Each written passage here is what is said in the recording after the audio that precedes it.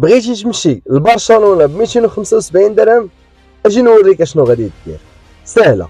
اول حاجه غادي تهبط للمطار ديال اكادير، واللي كيتسمى بالمسيره، فيه الفول ديال رايانير 3 المرات في السيمانه لواحد المدينه سميتها بيربينيو، كاينه في الحدود ديال فرنسا مع اسبانيا.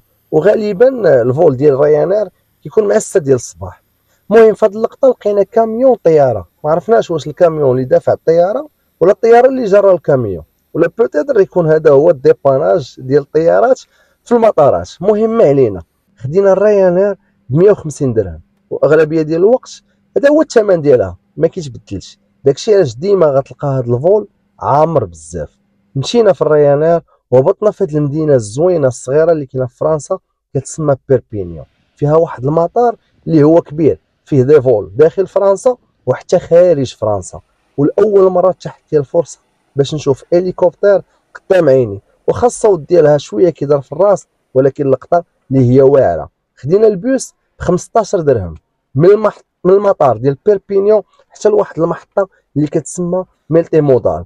هاد المحطه كبيره بزاف، فيها بزاف ديال البلايص فين تقدر تاكل، تفطر، تغدى ولا تعشى، ومام فيها حتى البلايص اللي تقدر دير فيهم شوبينغ. هاد المحطه فيها كيران اللي كيسافروا داخل فرنسا، وحتى كيران اللي كيديوك لدول اخرين خارج فرنسا، بحال الشكل ديال فليكسيبوس ولا بلا بلاكار. محطه اللي هي كبيره وكتلقى فيها مختلف الاجناس من جميع انحاء دول العالم، لحقاش بيربينيو مدينه اللي كينزلوا فيها بزاف ديال الناس. ما تركزوش في هذه اللقطه هذه مع هاد الدريه، ولكن بغيتكم غير تشوفوا السميه ديال السونتر اللي كتسمى بالسونتر ديال المول. وهنا غتلقى بزاف ديال السميات اللي هما اسبانيات الاصل. خدينا الكار، واول محطه غادي نهبطوا فيها هي خيرونا.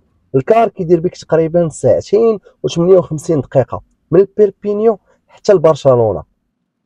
في هذه اللقطه دخلنا لاكار ديال خيرونا، ولا كيسميوها بعض الناس بجيرونا، كار اللي هي كبيره، وهنايا كينزلوا بزاف ديال الناس وكيطلعوا ناس وحدين اخرين في هذا الكار. وتحت لنا الفرصه نتلاقاو بالشيفور ديال الكار اللي هو مغربي. خيرونا مدينه اللي هي صغيره، ولكن مدينه اللي هي سياحيه. المهم خدينا الطريق في اتجاه ديالنا لبرشلونه.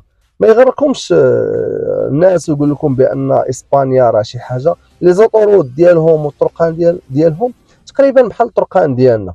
وصلنا للمحطه ديال برشلونه، واللي شار الانتباه ديالي هي محطه كبيره وفيها بزاف ديال الكيران، ولكن شفت واحد اللقطه هي اللي غادي نشوفوها دابا في هذا الفيديو. كاتبين مرحبا بكم بجميع اللغات، ولكن مرحبا كاتبينها بواحد الطريقه مقلوبه، الحروف ما ملاصقينش.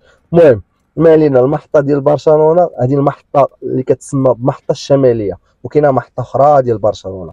واحد اللقطه اخرى اللي ضراتني في راسي، وهو ان الطريق ديال البوس ولا ديال الطاكسيات بوحدها كتشوف بان الطريق حامره الطوموبيلات، وشي طوموبيل ما كتقدر تدخل الطريق اللي كيدوز منها الكار ولا اللي كيدوز منها الطاكسيات. وهنا كيبان لك الوعي اللي وصلوا ليه هاد الناس. نتمناو هاد الشيء يطبق حتى في بلادنا، لحقاش القانون نورمالمون كينظم بزاف ديال الحوايج وكيقاد بزاف ديال الحوايج. تهلاو.